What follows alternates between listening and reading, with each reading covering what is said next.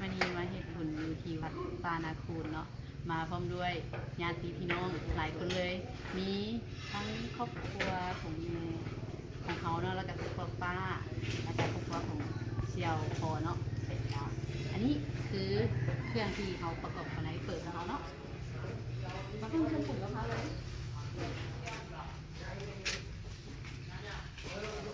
เนาะอันนี้ก็เป็นพักกับเปิดเนาะพักกับเปิดเป็นวันนี้นี่แบบว่า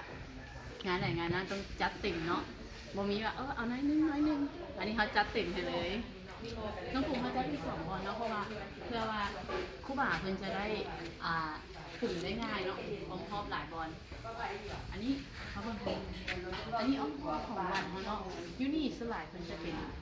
กับงานจงกรมบเพิ่นสั่นเข้าเดียวประมาณ9 โมงเนาะถ้าว่าใครอยากรู้รายละเอียดอยากจะมาเป็นห้องทางคือกันเนาะก็สามารถโทรเข้าถามเพิ่นก่อนได้เพื่อว่าอยากรู้ว่ามื้อนี้มีเจ้าศรัทธามาบ่มื้อนี้มีเจ้าศรัทธามาบ่เขาถามเพิ่นก่อนก็ดีเนาะเพื่อว่าเพิ่นก็จะได้การเกี่ยวเรื่องเนาะ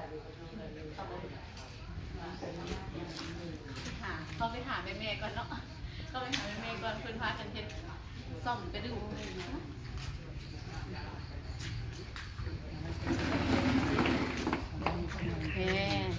อันนี้แม่ก้าสีไพเนาะอันนี้แม่รันจากเชียวอีพอเนาะอันนี้แม่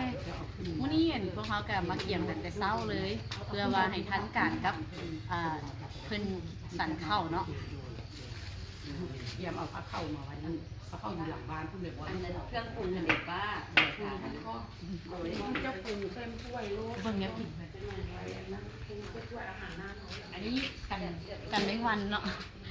เข้ามาเลยต้องปิดคืนให้เพิ่นพร้อมอันนี้คืออาหารของเราเพิ่นครัวที่นี่เพิ่นเลยพี่น้องเพิ่นออกมา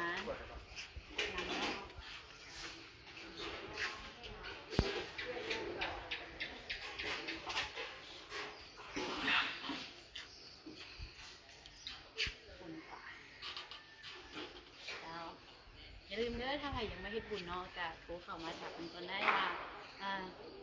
มื้อใดเพิ่นเข้ามาดีหรือว่าเป็นยังไงดีเขาสอบถามก่อนได้เนาะครูบาอยู่นี่เพิ่นก็มีหลายองค์ถ้าว่าเขาคิดอยากเก็บบุญที่หยังก็สามารถมาได้ก็ดี